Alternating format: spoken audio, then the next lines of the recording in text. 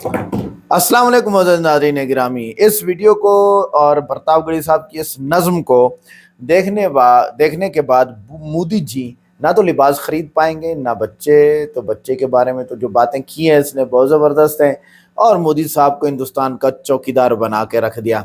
वाकई यार इस बंदे के पार्लियामेंट में आने में ना मुसलमानों को बड़ा फ़ायदा हुआ है इससे, और मुसलमानों के लिए ये ढाल बन के खड़े हुए हैं। और राहुल या कांग्रेस ने इनको बड़ी ज़बरदस्त सीट दी है, ज़बरदस्त टिकट दिया है। आइए देखते हैं वीडियो को लाइक करें, चैनल को सब्सक्राइब करें, वीडियो को व्हाट्सएप पे ज़रूर शेयर करें और कमेंट करके बताएं वीडियो कैसी लगी। नए नए स्वयंभू ठेकेदार निकल आए हैं, हर दिन बातें कर रहे हैं। मैं पढ़ता हूं साहब, आपको अच्छा लगेगा इंशाल्लाह। पढ़ता हूं, आप पहुंच जाएंगे वहां। तेरी मर्जी है जो चाहे तू मेरे यार पैदा कर, भले ही चाय वाला या के चौकीदार पैदा कर, भले ही चाय वाला या के चौकीदार पैदा कर। बड़ी हैरत है वो खुद एक भी पैदा न कर पाए। तमाम चेहरे आ जाएंगे आपकी आंखों में। बड़ी हैरत है वो,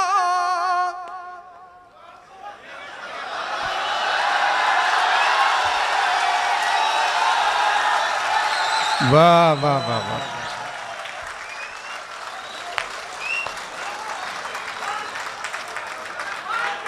क्या कहने, जिंदाबाद।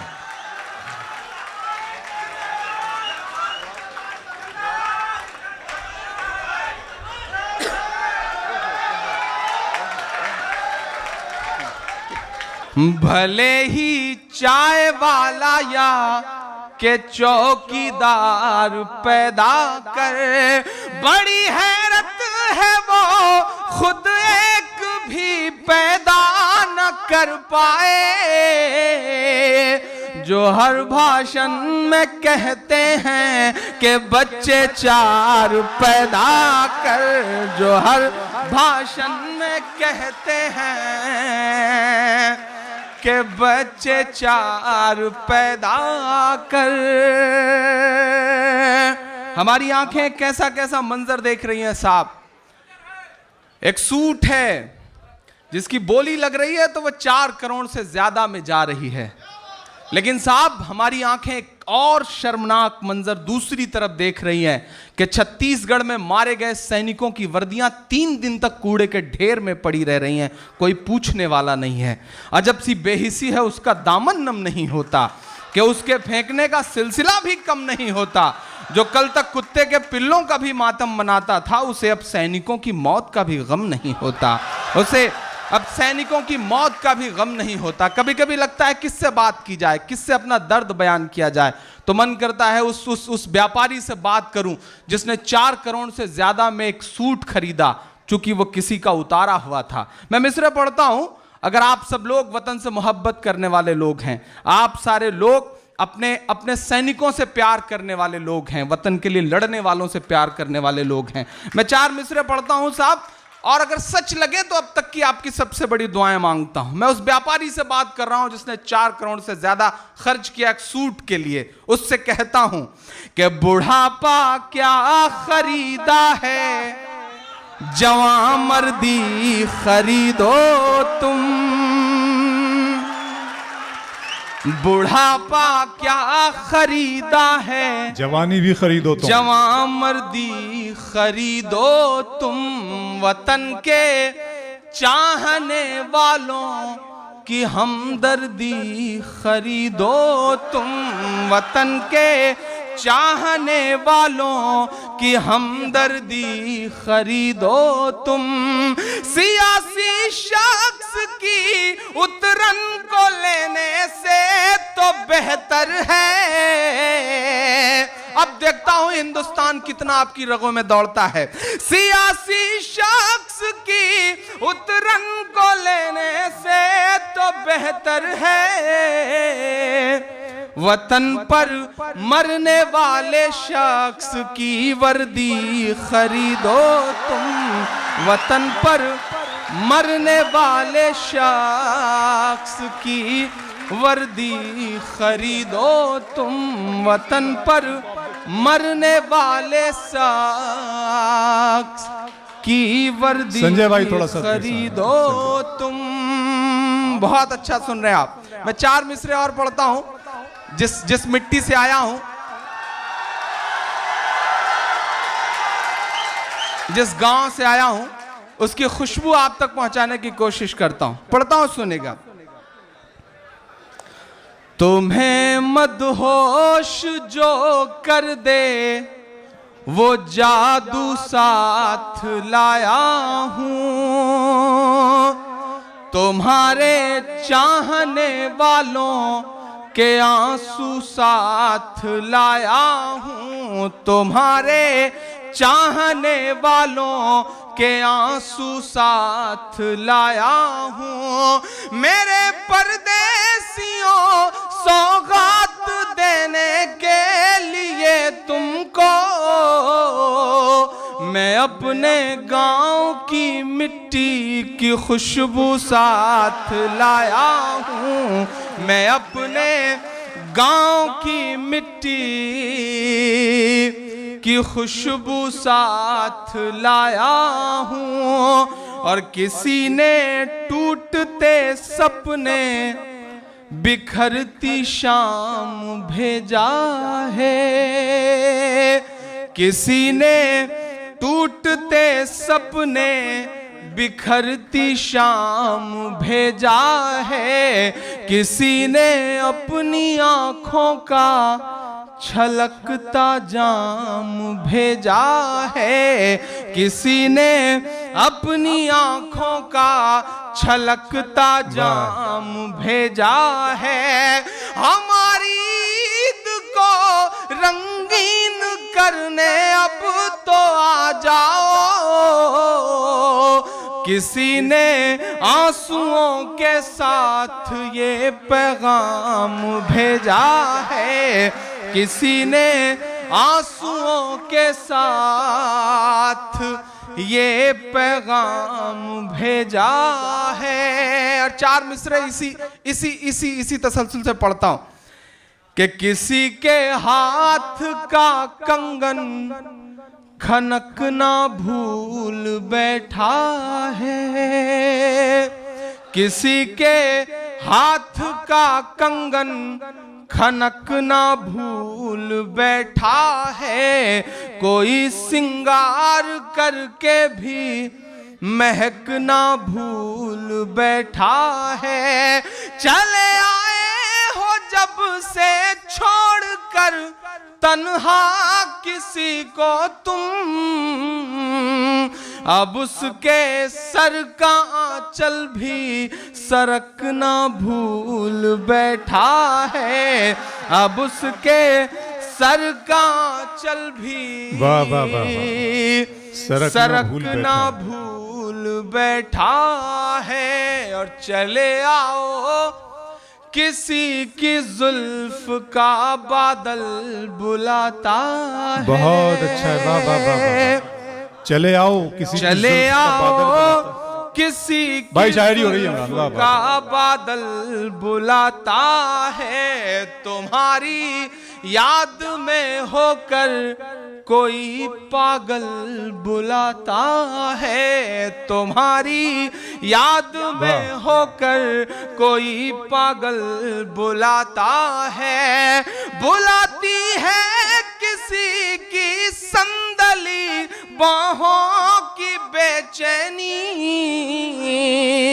किसी की आंख का भीगा हुआ काजल बुलाता है, किसी की आंख का भीगा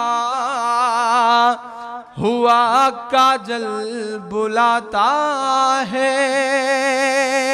आखिरी 4 मिसरे पढ़ता हूं कि किसी की शोख और चंचल अदाओं ने बुलाया है, तुम्हारे गांव की पागल हवाओं ने बुलाया है, तुम्हारे गांव की पागल हवाओं ने बुलाया है।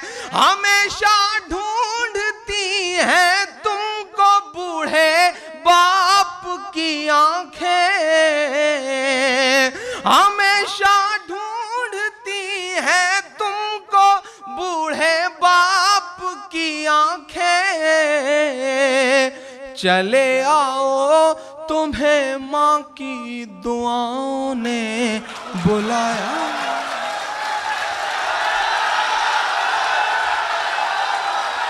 आइए आइए इमरान भाई, आ रहे हैं बस। जी जी जी, आप नहीं जी। मैं जा थोड़ी रहा था, मैं तो मार्केट वैल्यू चेक कर रहा था कि आप सुनने के मूड में है कि नहीं। ऐसा करना पड़ता है साहब, आजकल के बच्चे बड़े समझदार हो गए हैं, बड़े नई जनरेशन बहुत जल्दी बड़ी हो गई है। वो पिछले दिनों एक माठ साहब ने एक बच्चे के घर फोन किया और कहा भाई देखिए आपका जो बच्चा है वो अजीब है, वो ऐसी पेंटिंग बनाता है कि एकदम जिंदा लगती है। उसने 1000 रुपए की नोट बना दी थी जमीन पर, उसे उठाने के चक्कर में मेरे नाखून टूट गए। तो बाप ने कहा मैं भी बहुत परेशान हूं, परसों मेरे होंठ में करंट लग गया। तो माठ साहब ने कहा कि कैसे लग गया? बोले उसने मीटर पर, बिजली के मीटर पे कैटरीना की तस्वीर बना दी थी, उसको छूने के चक्कर में ये हाल हो गया मेरे। तो ये जो नई जनरेशन है साहब वो बहुत जल्दी बड़ी हो गई है, अल्हम्दुलिल्लाह बहुत जल्दी तैयार हो गई है। एक नज़्म सुनाता हूँ आप सबकी अदालत में। मैं एक बहुत छोटा सा वाक़या, चूँकि सिराज साहब मौजूद हैं उनकी मौजूदगी में बताता हूँ कि एक बार संसद की सीढ़ियों से प्रथम प्रधानमंत्री पंडित जवाहरलाल नेहरू जी उतर रहे थे। उनके साथ राष्ट्र कवि रामधारी सिंह दिनकर जी उतर रहे थे। एकाएक नेहरू जी का पांव लड़खड़ाया, नेहरू जी गिरने के हुए कि दिनकर जी ने उनका हाथ थाम लिया। तो नेहरू जी ने कहा कि दिनकर जी आपका शुक्रिया, आपने मुझे गिरने से बचा लिया। तो दिनकर के जवाब को हर शायर का जवाब समझें। दिनकर ने कहा नेहरू जी इस देश की सियासत के कदम जब जब लड़खड़ाएंगे साहित्य और अदब उसे सहारा देगा। 4 मिसरों से अपनी बात की शुरुआत करता हूँ। बस बहुत अच्छा सुन रहे हैं जो लोग खड़े हैं, उनसे भी गुजारिश है कि आप सबकी भी दाद मिले, तालियां बजें, क्योंकि आपकी दाद आपकी तालियां हमारे लिए वैसे ही हैं जैसे अमर सिंह के लिए जया प्रदा। तो थोड़ा सा ठीक ठाक ढंग से बजेंगी तो इंशाल्लाह मैं कुछ बेहतर सुना सकूंगा। 4 मिसरे पढ़ता हूं साहब। था शहंशाह को गुरूर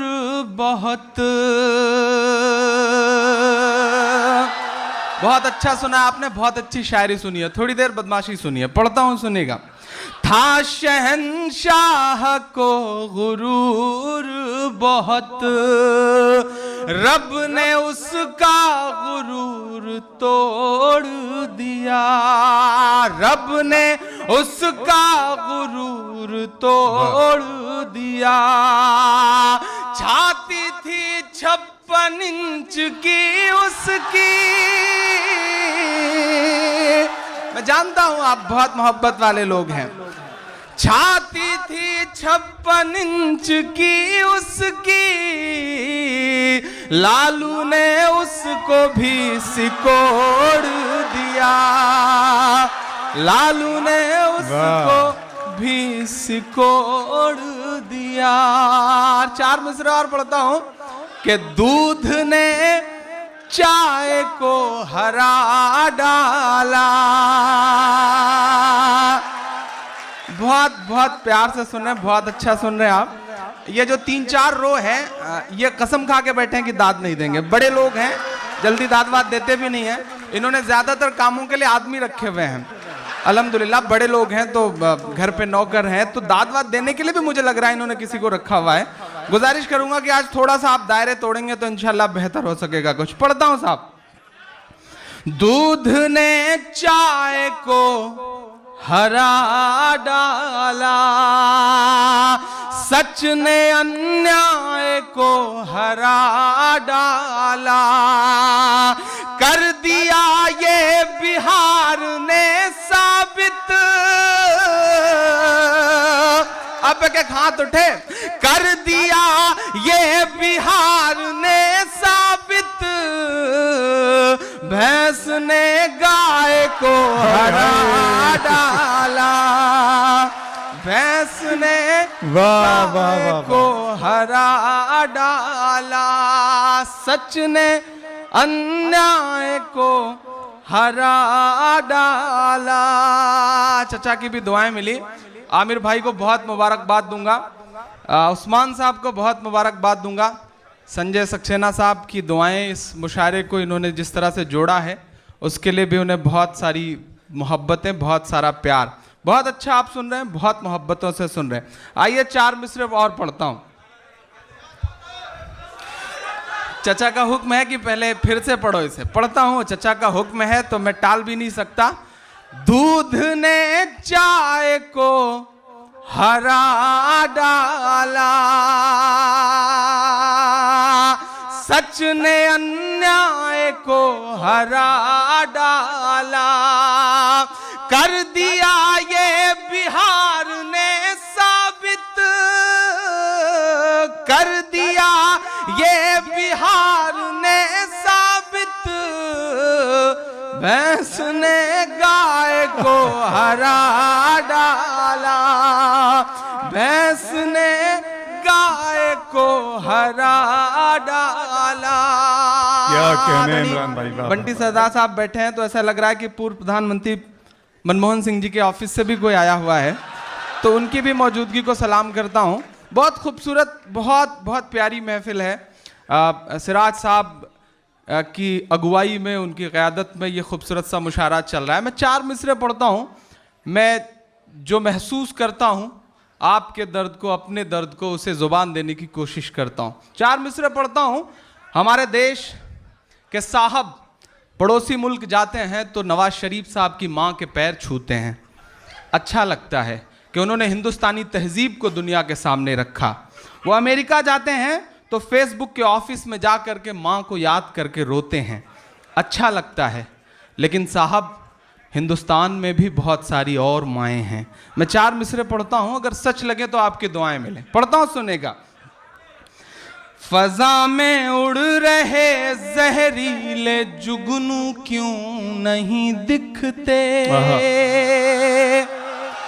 फजा में उड़ रहे जहरीले जुगनू क्यों नहीं दिखते, किसी भी हादसे के सारे पहलू क्यों नहीं दिखते, किसी भी हादसे के सारे पहलू क्यों नहीं दिखते, जो माँ को याद कर परदेस में आंसू बहाता है। अब मेरी हिम्मत के लिए आपकी दुआएं मिलें।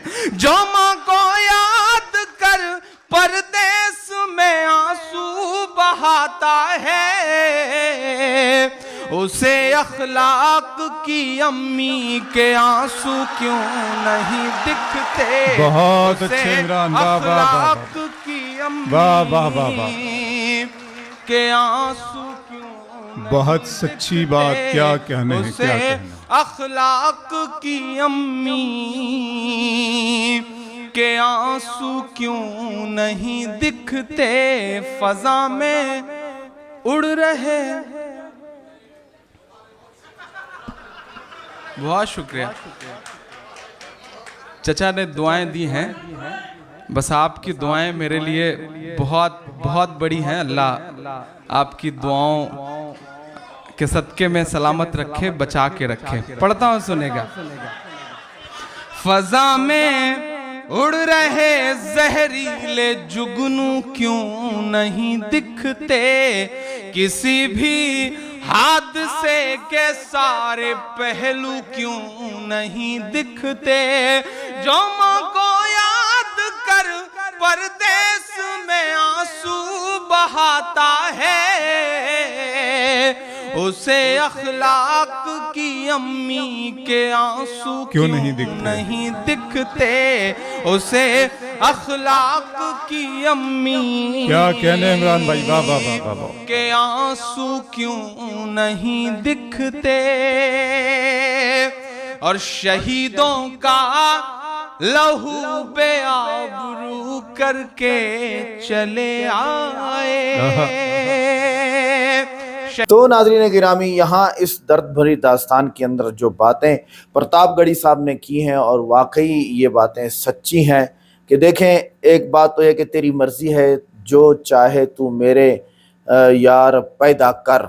तो मोदी साहब को और बीजेपी के लोगों को टारगेट किया है, और सच में किया है, हक में किया है, कि आप दूसरों को कहते हैं कि आप सिर्फ 4 बच्चे पैदा करें, आप खुद तो एक बच्चा भी पैदा नहीं कर सके, और इसकी वजह क्या है, और इस मामले में आपने अवाम को क्यों आगाह नहीं किया कि ये मसला है। अब यहाँ पर मोदी साहब की जो है वो जिनसी कमज़ोरी, सेक्सुअल वीकनेस की तरफ इशारा भी हो सकता है कि आप तो नमर्द हैं, तो बच्चे पैदा नहीं हुए आपके। बड़ी हैरत है कि वो खुद एक भी पैदा ना कर पाए और भाषण देते हैं कि बच्चे 4 पैदा कर। बड़ी ज़बरदस्त यहाँ पर अशार थे। मैं अपने गांव की मिट्टी की खुशबू इस साथ लाया हूँ। तो वाकई यही बात है कि प्रतापगढ़ी साहब कि गांव की मिट्टी इनके साथ ही चलती है। किसी भी हादसे के सारे पहलू क्यों नहीं दिखते। वाकई बहुत सारे ऐसे मामलात हैं। हाल ही में रेलवे का एक हादसा हुआ, पटड़ी से बोगियां उतर गई और बहुत सारे लोग मरे हैं। तो भाई इस हादसे को आप आवाम के सामने क्यों नहीं रखते? क्या तहकीकात ही नहीं होती आपसे? और इसी तरह बहुत सारे ऐसे हादसात हैं जिनकी तहकीकात नहीं होती हैं। अगली बात यह है कि मुसलमानों के केसेस, जो मुस्लिम इस वक्त पड़े हुए हैं जेलों में शक की बुनियाद पर, जैसे कल हमने वीडियो एक अपलोड की, अखलाक नामी को मार दिया गया, अब उसका केस अदालत में पड़ा हुआ है, क्या फैसला आया क्या नहीं आया कुछ भी पता नहीं है। खा गए सियासतदान, खा गए जो है वो महकमे वाले या उस जो है वो डिपार्टमेंट वाले, खा गए वही सारी चीज़ें, कुछ भी पता नहीं है। इस तरह और हर रोज़ मुसलमानों को मारा जा रहा है, और वहाँ के केसेस अदालतों में जाते हैं, कोर्ट में जाते हैं और पुलिस स्टेशन में जाते हैं, लेकिन उसका जवाब बिल्कुल नहीं आता। अब इसका क्या किया जाए समझ से बाहर है। तो हम ये चाहते हैं कि भाई ऐसी बात आप करें जो समझ में आए, सबके समझ में आए। तो मोदी साहब की तो बहुत दुर्गत बनी है, इसलिए तो इस साल मोदी साहब को बहुत सारे कम वोट मिले हैं। रो भी रहा था, अब उसकी वजह तो नहीं बताई उसने क्यों रो रहा था, शायद दोबारा आ गया इक़्तिदार में और प्राइम मिनिस्टर बन गया, तो इसलिए जो है रो भी रहा था। लेकिन अब ठंडे हो गए हैं बीजेपी वाले, उन्हें पता है कि भाई प्यार मोहब्बत से वोट लिए जाते हैं, जैसे कांग्रेस ने लिए हैं, प्रतापगढ़ी साहब ने लिए हैं, लेकिन दुश्मनी से और दुश्मनी बढ़ा के और बहुत सारी हाइप दे के वोट नहीं लिए जाते हैं। तो आपको आज की वीडियो कैसी लगी कमेंट करें, व्हाट्सएप पे ज़रूर शेयर करें वीडियो को, और अगर नए तो वो ज़रूर सब्सक्राइब करें, और चैनल को सब्सक्राइब करने के बाद वीडियो को लाइक करें। मिलते हैं नेक्स्ट वीडियो में। अस्सलाम वालेकुम।